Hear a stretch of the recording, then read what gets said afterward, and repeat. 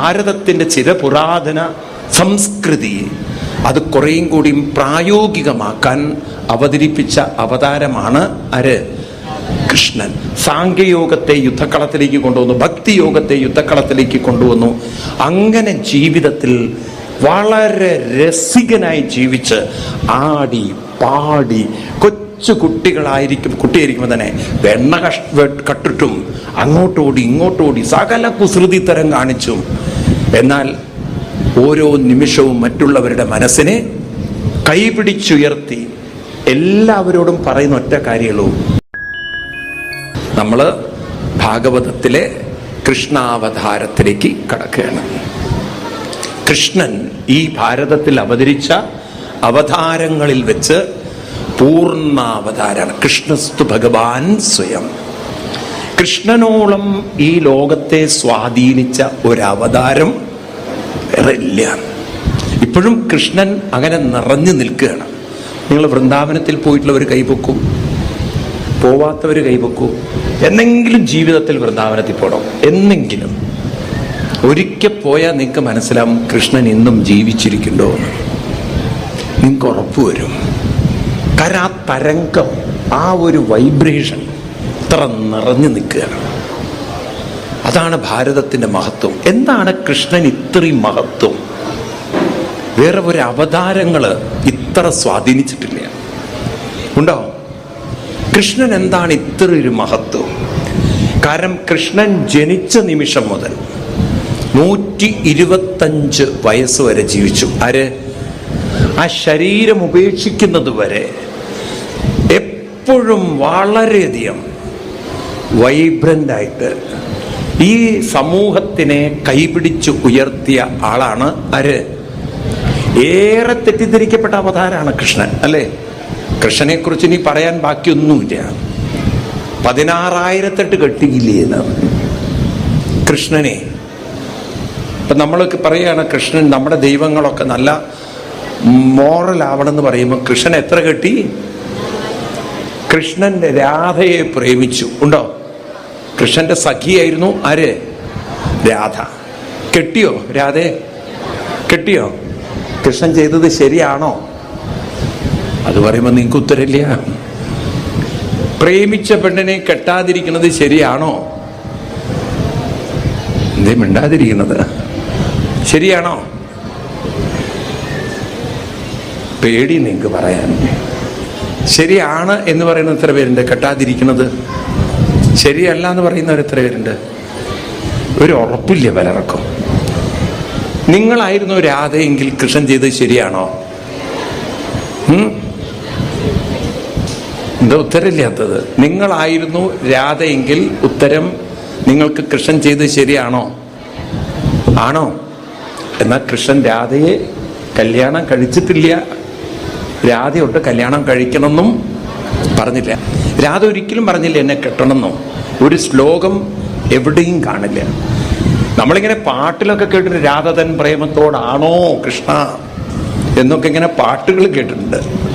പക്ഷെ കൃഷ്ണൻ രാധയെ കല്യാണം കഴിക്കാൻ ആവശ്യപ്പെട്ടിട്ടുമില്ല, കൊണ്ടുപോയിട്ടുമില്ല. രാധ ഒരിക്കലും കൃഷ്ണനെ കല്യാണം കഴിക്കണമെന്ന് അങ്ങോട്ട് പോയി. കാരണം ഉണ്ട്, നാളെ നോക്കാം. ഏതായാലും കൃഷ്ണന്റെ ഒരു മഹത്വം എന്താന്ന് വെച്ച് കഴിഞ്ഞാൽ, കൃഷ്ണൻ അവതരിച്ച നിമിഷം മുതൽ ആത്മീയമായ അറിവിൻ്റെ ഉജ്ജ്വല തേജസ്സുള്ള അവതാരമായിരുന്നു ആര്? കൃഷ്ണൻ. അവതരിച്ച ഉടനെ തന്നെ അമ്മയോടും അച്ഛനോടും പറയുന്നത്, എന്നെ നിങ്ങൾ സ്നേഹിച്ചോളൂ, പക്ഷെ ഞാൻ എന്നും കൂടെയുണ്ടാകുമെന്ന് കരുതിയേ ചെയ്യരുത്. ഞാനൊരിക്കലും നിങ്ങളുടെ കൂടെ ഉണ്ടാവില്ല. അതുകൊണ്ട് മകൻ മകൻ എന്നും പറഞ്ഞിട്ട് വാലാട്ടി എൻ്റെ പിന്നാലെ വരണ്ട, ഞാൻ നിങ്ങളുടെ കൂടെ ഉണ്ടാവില്ല. ഇത് പറഞ്ഞ ജ്ഞാനത്തിൻ്റെ അത്യുഗ്രമായ ശ്രേഷ്ഠമായ ഭാവം ഉള്ള അവതാരമാണ് ആര്? ഒരു കോംപ്രമൈസും ഇല്ല. അതുപോലെ തളർന്നു കിടക്കുന്ന അർജുനനെ കുടഞ്ഞുണർത്തി കർമ്മധീരനാക്കി ധർമ്മത്തിൻ്റെ വിജയത്തിന് വേണ്ടി അർജുനനെ പാകപ്പെടുത്തുന്ന കൃഷ്ണൻ, അദ്ദേഹത്തിൻ്റെ ഗീത ഇന്ന് ലോകത്തിലെ ഏറ്റവും വലിയ മാനേജ്മെന്റ് ടെക്സ്റ്റാണ്. ഇവിടെ ഇരിക്കുന്ന കുട്ടികളുണ്ടല്ലോ, നിങ്ങൾ വായിക്കേണ്ട ഒരു പുസ്തകമുണ്ട്, 18 സ്റ്റെപ്സ് ടു ലീഡർഷിപ്പ്. ഇംഗ്ലീഷ് ബുക്കാണ്, മലയാളത്തിൽ ആരും തർജ്ജമ ചെയ്തിട്ടുണ്ട് എനിക്കറിയില്ല. 18 സ്റ്റെപ്സ് ടു ലീഡർഷിപ്പ്. ഇത് എഴുതിയത് ഇന്ത്യൻ ഇൻസ്റ്റിറ്റ്യൂട്ട് ഓഫ് മാനേജ്മെൻറ്റിലെ IIT പ്രൊഫസറാണ്. ഇതൊരു സ്വാമി എഴുതിയ ബുക്കല്ല, ഒരു പ്രൊഫസർ ബാനർജി എഴുതിയ പുസ്തകമാണ്. 18 സ്റ്റെപ്സ് ടു ലീഡർഷിപ്പ്, 18 പടികൾ ലീഡർഷിപ്പിൻ്റെ ക്വാളിറ്റി, ഭഗവത്ഗീതയെ ആസ്പദമാക്കി എഴുതിയത്. ഞാനിത് പറയുന്നത് എന്തിനാണെന്ന് വെച്ച് കഴിഞ്ഞാൽ 5000 വർഷം മുമ്പ് എഴുതിയ പുസ്തകത്തിന് ഈ കാലഘട്ടത്തിലും പ്രസക്തിയുണ്ടെന്ന് എഴുതുന്നത് ഗീത പഠിപ്പിക്കുന്ന സ്വാമിമാരല്ല. IIT, ഇന്ത്യയിലെ ഏറ്റവും വലിയ ടെക്നിക്കൽ എഡ്യൂക്കേഷൻ കോളേജിൽ പഠിപ്പിക്കുന്ന professor, Indian institute of management പഠിപ്പിക്കുന്ന പ്രൊഫസർ എഴുതിയ പുസ്തകമാണ് ഞാൻ പറയുന്നത്. ഈ തരത്തിലുള്ള പുസ്തകങ്ങൾ ഇവിടെ എഴുതിയിട്ടുണ്ടെങ്കിൽ അതിന് കാരണം അന്ന് കൃഷ്ണൻ പറഞ്ഞ ഗീത ഇന്നും നമുക്ക് പ്രായോഗികമാക്കാൻ, ഉറക്കെ പറയൂ, അല്ലെങ്കിൽ ഒരു പ്രൊഫസർ ഇങ്ങനെ എഴുതുമോ? അപ്പോൾ അങ്ങനെ ഭാരതത്തിൻ്റെ ചിരപുരാതന സംസ്കൃതി അത് കുറേയും കൂടിയും പ്രായോഗികമാക്കാൻ അവതരിപ്പിച്ച അവതാരമാണ് ആര്? കൃഷ്ണൻ. സാംഖ്യയോഗത്തെ യുദ്ധക്കളത്തിലേക്ക് കൊണ്ടുവന്നു, ഭക്തിയോഗത്തെ യുദ്ധക്കളത്തിലേക്ക് കൊണ്ടുവന്നു. അങ്ങനെ ജീവിതത്തിൽ വളരെ രസികനായി ജീവിച്ച് ആടി പാടി കുട്ടിയായിരിക്കുമ്പോൾ തന്നെ വെണ്ണ കട്ടിട്ടും അങ്ങോട്ടോടി ഇങ്ങോട്ടോടി സകല കുസൃതി തരം കാണിച്ചും, എന്നാൽ ഓരോ നിമിഷവും മറ്റുള്ളവരുടെ മനസ്സിനെ കൈപിടിച്ചുയർത്തി എല്ലാവരോടും പറയുന്ന ഒറ്റ കാര്യമുള്ളൂ, മാ ശുച, ജീവിതത്തിൽ ഒരിക്കലും ദുഃഖിക്കരുത്, തളരരുത്. ജീവിതം ദുഃഖിക്കാനുള്ളതല്ല, ജീവിതം സന്തോഷത്തോടെ ആസ്വദിച്ച് അങ്ങനെ ആനന്ദത്തോടെ പോകണം. പ്രതിസന്ധികൾ വരാം, പ്രയാസങ്ങൾ വരാം, പൈസ ഇല്ലാതിരിക്കാം, പക്ഷെ ഇതൊന്നും മനസ്സിനെ അലട്ടി ചെയ്ത് അതിനെ ഓർത്ത് സമയം കളയേ ചെയ്യരുത്. പൈസ ഉണ്ടെങ്കിലും മനസ്സുണ്ട്, പറയൂ. പൈസ ഇല്ലെങ്കിലും ആരുണ്ട്? നിങ്ങളുടെ മനസ്സിനെ നിങ്ങൾ അങ്ങനെ സന്തോഷാക്കി വെച്ചു നോക്കൂ. ഇതൊന്നും നിങ്ങളെ ബാധിക്കില്ല. ഉണ്ടോ? എന്താ ഒന്നും വേണ്ടാത്തത്? പക്ഷെ അത് അത്ര എളുപ്പമല്ല, അത്ര എളുപ്പമല്ല. എളുപ്പമാണോ? എളുപ്പമാണോ? അതിന് പാകപ്പെടുത്തി കഴിഞ്ഞാലല്ലോ. ഉണ്ടെങ്കിലും സന്തോഷം, പറയൂ. അങ്ങനെ ആക്കിയെടുത്തു നോക്കൂ നിങ്ങൾ. നമുക്ക് ഒരു വിഷമവും ഉണ്ടാവില്ല ജീവിതത്തിൽ. ആ രീതിയിലുള്ള മനസ്സിനെ വളർത്തിയെടുക്കാൻ നമ്മളെ സഹായിക്കുന്ന അവതാരമാണ് ആര്? എത്ര പേർക്ക് അങ്ങനത്തെ ഒരു മനസ്സ് വേണം? ഉണ്ടെങ്കിലും സന്തോഷം, ഇല്ലെങ്കിലും സന്തോഷം. ആര് കൂടെ ഉണ്ടായിക്കോട്ടെ, ആരും കൂടെ ഇല്ലാതിരുന്നോട്ടെ, ആരോഗ്യമുണ്ടാവട്ടെ, ആരോഗ്യമില്ലാതിരിക്കട്ടെ, പൈസ ഉണ്ടാവട്ടെ, പൈസയില് ഞാൻ എൻ്റെ ജീവിതത്തിൽ ആനന്ദമായിട്ടിരിക്കണം എന്ന് ആഗ്രഹിക്കുന്നവർ എത്ര പേരുണ്ട്? ചെവി കേൾക്കില്ലേ? എത്ര പേരുണ്ട് അങ്ങനെ? അനുകൂലമായാലും പ്രതികൂലമായി ഇതൊന്നും എൻ്റെ മനസ്സിനെ ബാധിക്കരുത്. ആ രീതിയിൽ മനസ്സിനെ വാർത്തെടുത്ത അവതാരമൂർത്തിയാണ് ആര്? കൃഷ്ണൻ. അങ്ങനെ ജീവിതം കൊണ്ടു നടന്നു. പ്രസവിച്ച ഉടനെ തന്നെ അദ്ദേഹത്തിനെ മാറ്റി അവിടുന്ന്. കരഞ്ഞില്ലാണ്. വേറൊരു സ്ഥലത്ത് പോയി അവിടെ ഒരു ലോകം ഉണ്ടാക്കി. ആണോ? അങ്ങനെ ജീവിതം ധന്യമാക്കാൻ സാധിക്കും നമുക്ക്. കൃഷ്ണാവതാരത്തിലേക്ക് കിടക്കാം. കൃഷ്ണൻ അവതരിക്കുന്നത് UPക്കടുത്ത്, ഇന്നത്തെ UP, പണ്ടതെല്ലാം ഉത്തരദേശങ്ങളായിരുന്നു, മധുരയിലാണ്. എവിടെയാണ്? ഇന്നും ആ സ്ഥലത്തിന്റെ പേര് മധുര എന്നാണ്. അവിടെ ഉഗ്രസേന ചക്രവർത്തിയുടെ കൊട്ടാരം. ആ ഉഗ്രസേന ചക്രവർത്തിയുടെ സഹോദരനായിരുന്നു ദേവകൻ. ദേവകന് മൂത്ത പുത്രിയായിരുന്നു ദേവകി. ദേവകിയെ കല്യാണം കഴിക്കേണ്ട പ്രായമായപ്പം ശൂരസേനൻ എന്ന് പറയുന്ന യാദവ വംശത്തിൽപ്പെട്ട ആളുടെ മകന് കൃഷ്ണന്റെ അച്ഛനായ വസുദേവര് കല്യാണം കഴിപ്പിച്ചു കൊടുത്തു. ആരെ? ദേവകിയല്ല, രോഹിണി ദേവിയെ. മൂത്തവളായിരുന്നു ആര്? രോഹിണി. കല്യാണം കഴിപ്പിച്ചു കൊടുത്തു. കാലം മുന്നോട്ട് പോയി. അടുത്ത പുത്രി ദേവകി ദേവിയും കല്യാണപ്രായമായി. ആർക്ക് കൊടുക്കും? അന്നത്തെ കാലത്ത് ഒരാൾ 2, 3, 4 ഒക്കെ കെട്ടുന്ന കാലമായിരുന്നു. കാരണം അന്നത്തെ കാലഘട്ടത്തിൽ എല്ലാവരും ഒരു സ്നേഹത്തോടുകൂടി ജീവിക്കാൻ സാധിക്കുന്ന ഒരു മനസ്സുണ്ടായിരിക്കും. ദേവകി ദേവിയെയും ഇവിടെ ആര് കെട്ടി? വസുദേവർ. കല്യാണമൊക്കെ കഴിഞ്ഞ് ഗംഭീരമായ പാർട്ടി, അതാ കൊട്ടും വാദ്യവും മേളവുമായിട്ട് വരനെയും കൊണ്ട് പോവുകയാണ്. അപ്പോഴാണ് ഈ പോകുന്നതിന് മുമ്പ് ഈ എന്താണ് നമ്മുടെ ഉഗ്രസേനന്റെ ഒരു പുത്രനാണ് കംസൻ. ചെറുപ്പത്തിലെ ക്രൂരനും വളരെ ദുഷ്ടനും നീചനും കുട്ടികളെ ദ്രോഹിക്കുന്നതിൽ ആനന്ദം കണ്ടെത്തുന്ന ഒരാളായിരുന്നു കംസൻ. ഈ കംസൻ പറഞ്ഞു, ഞാൻ രഥം ഓടിക്കാം. അങ്ങനെ രഥത്തിന്റെ കടിഞ്ഞാണൊക്കെ എടുത്ത് വരനും വധുവും പുറകിലിരിക്കണു, വാദ്യമേളത്തോടുകൂടി പോകുന്നു. പെട്ടെന്ന് അതാ ഒരു ഇടിനാദം. ഒരു നിമിഷം രഥം നിന്നു. മന്ദ ദുഷ്ട, ഇവളുടെ 8ാമത്തെ ഗർഭം നിന്നെ ഹന്തേതി ഹന്തേതി ഹന്തിരി കൊല്ലുന്നു. കംസൻ അല്ലെങ്കിലേ ക്രൂരൻ. അവൻ ഈ കൊല്ലുന്നുള്ളത് കൂടി കേട്ടപ്പോൾ അവന്റെ ക്രൂരത പുറത്തേക്ക് ചാടി. അവൻ ദേവകീദേവിയുടെ മുട്ടി പിടിച്ച് വലിച്ച് താഴേക്കിടുന്നു, വാളെടുക്കുന്നു വെട്ടാനായി. അങ്ങനെ ഒരു നിമിഷം വസുദേവർക്കറിയില്ല എന്താ ചെയ്യേണ്ടതെന്ന്. അന്ന് സ്ത്രീകളെ വധിക്കുന്നത് ബ്രഹ്മഹത്യാ പാപമാണ്. നോക്കണം ഭാരതത്തിന്റെ അവസ്ഥ. നമ്മളൊന്ന് ആലോചിച്ച് നോക്കൂ, ഭാരതത്തിൽ സ്ത്രീകൾക്കുള്ള സ്ഥാനം എന്തായിരുന്നു? നിങ്ങൾ രാമായണത്തിൽ നോക്കിയത് കാണാം. താടകാവധം വരുന്ന സമയത്ത് രാമൻ ഒന്ന് ശങ്കിക്കും, സ്ത്രീയല്ലേ എന്ന്. സ്ത്രീയല്ലേ എന്ന് വെച്ചാൽ താടകയെ വധിച്ചാൽ എന്ത് ഈ ഭാരത സംസ്കൃതി അതായിരുന്നു.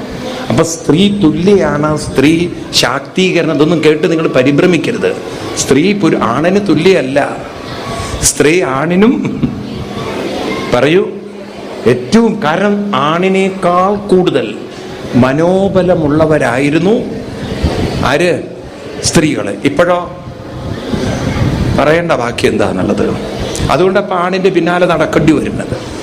ഏതായാലും ഇവിടെ കംസൻ അശരീരിക്കെട്ട് കൊല്ലാൻ നിൽക്കുമ്പോൾ പറഞ്ഞു, വസുദേവര് പറഞ്ഞു, കൊല്ലണ്ട, കുട്ടികളെ തരാം, ഇവളെ വിടൂ, പാവം ചെയ്യരുത്. ശരി, പ്രസവിച്ചു കഴിഞ്ഞാൽ കുട്ടികളെ എനിക്ക് കൊണ്ടുതരണം. കരാറിൽ വിട്ടു. പിന്നെ കുതിരയും തേരൊന്നുമില്ല. അങ്ങനെ പോയി. ധൈര്യം ഉണ്ടാവുമോ പ്രസവിക്കാൻ? കംസന് കൊല്ലാൻ കൊടുക്കാൻ പ്രസവിക്കാൻ ധൈര്യം ഉണ്ടാവുമോ? എന്നാലും പ്രസവിച്ചു. കുട്ടി വന്നു, കംസന് കൊണ്ടു കൊടുത്തു. കംസൻ പറഞ്ഞു, വളരെ സന്തോഷം, നീ സത്യം ചെയ്തുവല്ലോ, സത്യം കാണിച്ചുവല്ലോ. പക്ഷെ എനിക്ക് വേണ്ടത് ഈ കുട്ടിയല്ല. എനിക്ക് വേണ്ടത് എത്രാമത്തെ കുട്ടി? 8ാമത്തെ കുട്ടി. 2ആയി, 3ആയി, 4ആയി, 5ആയി, 6ാമത്തെ കുട്ടി ആയപ്പോഴാണ് നാരദ മഹർഷി വരുന്നു. നാരായണ നാരായണ. കംസന്റെ കൊട്ടാരത്തിലെത്തി കംസനോട് ചോദിച്ചു, നീ എന്തോ ഒരു അശരീരി കേട്ടു, ഞെട്ടി എന്നൊക്കെ കേട്ടുമല്ലോ. അപ്പൊ കംസൻ പറഞ്ഞു, അതിലൊന്നും കാര്യമില്ല, 8ാമത്തെ കുട്ടി വന്ന അപ്പം ഞാൻ തട്ടുന്നു. എടോ പൊട്ട, ഇതിൽ 8 ഏതാന്ന് നിനക്കറിയോ? അതുവരെ കംസന് വലിയ ബോധം ഉണ്ടായിരുന്നില്ല. കംസൻ വിചാരിച്ച 7 കഴിഞ്ഞ 8ാമത്തെ പ്രസവം കഴിയുന്നതാണ്. എടോ 8ാമത്തെ മാസം പ്രസവിച്ചത് 8 ആയിക്കൂടെ? 8ാമത്തെ നക്ഷത്രത്തിന്റെ അന്ന് ജനിച്ചാൽ 8 എന്നുള്ളൊരു കണക്കെടുത്തൂടെ? കുറെ കണക്ക് പറഞ്ഞു കൊടുത്തു. കംസൻ മൊത്തം കൺഫ്യൂഷനായി. കംസനൊരൊറ്റ ഓട്ടാണ് പിന്നീട് ദേവകീദേവിയുടെയും വസുദേവരുടെയും വീട്ടിലേക്ക് 6 കുട്ടികളെയും വെട്ടിക്കൊന്നും അടിച്ചുകൊന്നും പക തീർത്തു. പോരാത്തതിന് ദേവകീദേവിയും വസുദേവരെയും പിടിച്ച് ജയിലിലിട്ടു. ഭാഗ്യത്തിന് ഒരു കാരാഗ്രഹത്തിലിട്ടു. 2 ആയിരുന്നെങ്കിൽ പിന്നെ കൃഷ്ണമേധം പ്രശ്നം ഉണ്ടാവില്ല. ഒരു കാരാഗ്രഹത്തിലിട്ട് കാവൽക്കാരെ വെച്ചു. അങ്ങനെ ഒക്കെ കംസൻ ഭരണം തൻ്റെ കയ്യിൽ വെച്ചു. ചോരപ്പുഴയും കണ്ടാണ് ദേവകീദേവി ആ കാരാഗ്രഹത്തിൽ. പോകുന്നതിന് മുമ്പ് വസുദേവര് രോഹിണീ ദേവിയോട് പറഞ്ഞു, തൻ്റെ സുഹൃത്തായ ഗോകുലത്തിലുള്ള നന്ദഗോപഗൃഹത്തിൽ പോയി അഭയം തേടാൻ. ഇങ്ങനെ രോഹിണീ ദേവി രക്ഷപ്പെട്ടു. ദേവകീദേവിയും വസുദേവരും എവിടെയാണ്? കാരാഗ്രഹത്തിൽ. 6 കുട്ടികളുടെ രക്തം തല ചിതറിക്കിടക്കുന്നത് ഒരമ്മയ്ക്ക് താങ്ങാൻ പറ്റുമോ? ആ വേദനയിൽ നിന്നും ദേവകീദേവിയുടെ മനസ്സിനെ പുറത്തു കൊണ്ടുവരാൻ ഏറെ പാടുപെടേണ്ടി വന്നു വസുദേവർക്ക്. നാമം ജപിപ്പിച്ച് കഥ പറഞ്ഞു കൊടുത്ത് അങ്ങനെ ആ ദുഃഖത്തിൽ നിന്ന് പുറത്തു കടന്ന് 7ാമത് ഗർഭിണിയായി. ആ ഗർഭം വളർന്നു വരുമ്പോൾ കാരാഗ്രഹത്തിൽ പറഞ്ഞു വെച്ചിട്ടുണ്ട് കംസൻ, ഗർഭം വലുതായ, വയറൊക്കെ വലുതായി അറിയിക്കണമെന്ന്. വയറൊക്കെ ഇങ്ങനെ വളർന്നു വരുമ്പോൾ ഇതാ കംസൻ വരുന്നു. എനിക്ക് തോന്നുന്നു ആദ്യത്തെ വയറ് കാണൽ ചടങ്ങ് ആരംഭിച്ചത് ആരായിരിക്കണം? കംസനായിരിക്കണം. ആ 7ാമത്തെ ഗർഭത്തിൽ വളരുന്ന കുഞ്ഞിനെ അപ്പം തന്നെ കൊല്ലാൻ മനസ്സ് അനുവദിക്കുന്നുണ്ടെങ്കിൽ തോന്നിയില്ല. വരട്ടെ, പുറത്ത് വരട്ടെ, അപ്പം ശരിയാക്കാം. ആ കുഞ്ഞ് പിറ്റേ ദിവസം വയറിൽ നഷ്ടപ്പെട്ടു പോയി. ദേവകി ദേവി നോക്കും വയറ് കാലി. ആ കുഞ്ഞും പോയി എന്നാ കരുതിയത്. വേദന വീണ്ടും ഒരു വേദന കഴിഞ്ഞ് അതിൽ നിന്നും ദേവിയുടെ മനസ്സിനെ പുറത്തു കൊണ്ടുവന്ന് 8ാമതും ഗർഭം ധരിച്ചു. പക്ഷെ ആ ഗർഭത്തിലൊരു വ്യത്യാസം, കഴിഞ്ഞുപോയത് ഓർത്താ പോലും വരില്ല എന്നാ പറഞ്ഞത്. മനസ്സിൽ ആ ഫ്ലാഷ് ബാക്ക് വരുന്നില്ല, മനസ്സിൽ ദുഃഖങ്ങൾ വരുന്നില്ല, എപ്പോഴും ആനന്ദം, പുഞ്ചിരി. കംസൻ പതിവ് പോലെ വയറ് കാണാൻ വരിക. കാരാഗ്രഹത്തിലേക്ക് സ്റ്റെപ്പ് വെച്ചതും എന്തോ ഒരു കറുത്ത നിഴൽ തൻ്റെ നേരെ ഓടിയെടുക്കുന്നവര്. കംസൻ ജീവനും കൊണ്ട് സ്ഥലം വിട്ടു. കംസൻ അവിടെ നിൽക്കാൻ പറ്റുന്നില്ല. വരട്ടെ, വരുമ്പോൾ നോക്കാന്നുള്ള രീതിയിൽ പോയി. ആ നിമിഷം മുതൽ കംസൻ ഉറങ്ങിയില്ല അത്രേ. കാരണം ഇരിക്കുമ്പോഴും നടക്കുമ്പോഴൊക്കെ ഒരു കറുത്ത നിഴൽ തൻ്റെ നേരെ വരുന്നു തോന്നുക. ഹരി ഹരി എന്നറിയാതെ പറഞ്ഞു പോവുക. ഇവിടെയാണെങ്കിലോ ഭഗവാൻ തൻ്റെ അവതാരത്തിനൊരുക്കം. 7ാമത്തെ ഗർഭം എവിടെ പോയി? ഭഗവാൻ തൻ്റെ മായാദേവി വിളിച്ചിട്ട് പറഞ്ഞു, ഗച്ഛദേവി വ്രജം ഭദ്രേ ഗോപഗോപീരലങ്കൃതം. ദേവി, എന്നെ ഈ അവതാരത്തിൽ സഹായിക്കണം.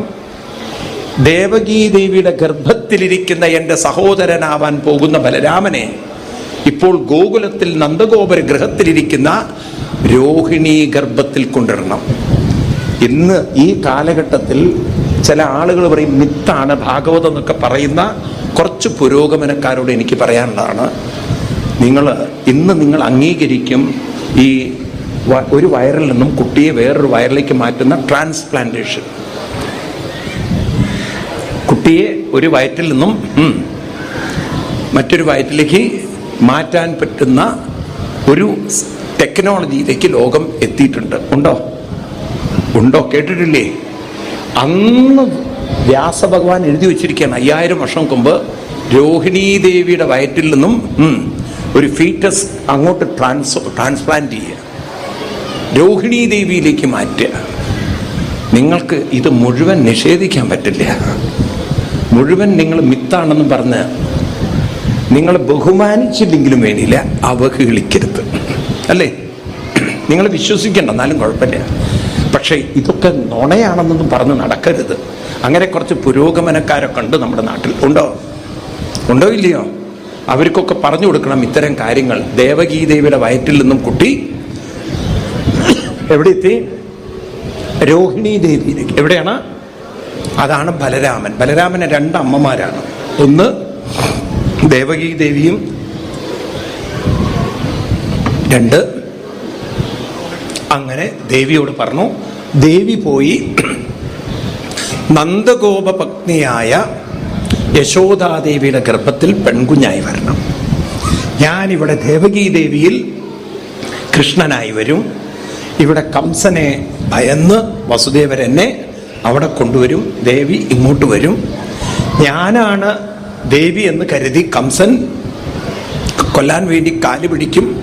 ദേവി അപ്പം മറഞ്ഞോളൂ.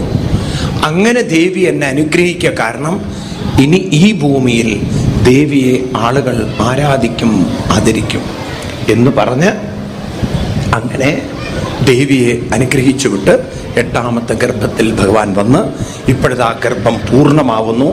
ആ ഗർഭം പൂർണ്ണമാകുന്ന സമയത്താണ് ദേവന്മാര് കാരാഗ്രഹത്തിൽ വന്ന് ഭഗവാനെ സ്തുതിക്കുന്ന സ്തുതി.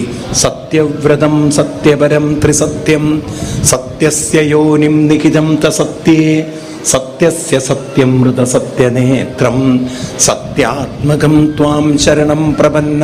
സത്യസ്വരൂപനായ അങ്ങേ ഞങ്ങളിതാ നമിക്കുന്നു. കൃഷ്ണ, ഒരു കാര്യം ഞങ്ങൾക്ക് അങ്ങയോട് പറയാനുള്ളത്, അങ്ങയുടെ ഈ വരവുണ്ടല്ലോ ഈ ഭൂമിയിൽ വലിയ മാറ്റങ്ങൾ ഉണ്ടാക്കും.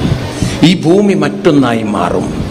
പല അവതാരങ്ങൾ വന്നിട്ടുണ്ടെങ്കിലും മനുഷ്യ മനസ്സിനെ സ്വാധീനിക്കുന്ന ഏറ്റവും ശക്തിയുള്ള അവതാരമായി മാറും. പറയുന്നു, മത്സ്യാസ്വകശ്യപ നൃസിംഹ വരാഹ ഹംസ രാജന്യ വിപ്രവിഭുദേഷു ച കൃതാവതാര ത്വം പാസിന ത്രിഭുവനം ജയദാധുനേശ ഭാരം ഭുവോഹര യദൂത്തമ വന്ദനം തേ ഭാരം ഭുവോഹര യദൂത്തമ വന്ദനം തേ. അങ്ങനെ ഭാരം ഹരിക്കാൻ ഇതാ കൃഷ്ണൻ അവതരിക്കുകയാണ്. ചിങ്ങമാസത്തിലെ അഷ്ടമിയും രോഹിണിയും ചേരുന്ന നാളിൽ ഭഗവാൻ ഈ ഭൂമിയിൽ അവതരിക്കുന്നു. അങ്ങനെ ഭഗവാന്റെ അവതാരത്തിന് വേണ്ടി കാലം തയ്യാറായി. ഭഗവാൻ അവതരിക്കുന്നത് അർദ്ധരാത്രിയിലാണ്. എപ്പോഴാണ്? അർദ്ധരാത്രിയിലാണ്, കാരാഗ്രഹത്തിൽ. ആ സമയത്ത് പ്രകൃതി പോലും തണുത്തങ്ങനെ നിൽക്കുകയാണ്. എല്ലാ സ്ഥലത്തും ഒരു കുളിർമ. ചന്ദ്രൻ പെട്ടെന്ന് അങ്ങോട്ട് പൂർണ്ണതയിൽ വന്നാൽ, ഇരുട്ട് മാറി ചന്ദ്രൻ പൂർണ്ണതയിൽ വരുമ്പോഴുള്ള അനുഭവം പോലെ ഇതാ കൃഷ്ണൻ ഈ ഭൂമിയിൽ അവതരിക്കുന്നു. എന്തിനു വേണ്ടിയിട്ടാണ്? യഥാ യഥാ ഹി ധർമ്മസ്യ ഗ്ലാനിർഭവതി ഭാരത അഭ്യുത്ഥാനമധർമ്മസ്യ തദാത്മാനം സൃജാമ്യഹം പരിത്രാണായ സാധൂനാം വിനാശായ ച ദുഷ്കൃതാം ധർമ്മ സംസ്ഥാപനാർത്ഥായ സംഭവാമി യുഗേ യുഗേ. എല്ലാവരെയും എപ്പോഴും പരിത്രാണായ സാധൂനാം, എൻ്റെ ഭക്തന്മാരെ ഞാൻ കൈപിടിച്ചുയർത്തും, സംരക്ഷിക്കും. ആരെങ്കിലും അവരെ നശിപ്പിക്കാൻ നോക്കുകയാണെങ്കിൽ ആ ദുഷ്കൃതികളെ, അധർമ്മികളെ ഞാൻ ഇവിടെ നിന്ന് മാറ്റും, ഞാൻ ധർമ്മം സ്ഥാപിച്ചിരിക്കും എന്ന് പറഞ്ഞുകൊണ്ട് ഈ ഭൂമിയിൽ അവതരിച്ച ഏറ്റവും സർവശ്രേഷ്ഠമായ അവതാരമാണ് ആരുടെ അവതാരം? ആ അവതാരമാണ് നമ്മൾ കാണാൻ പോകുന്നത്. കൃഷ്ണാവതാരത്തിലേക്ക് കടക്കുക.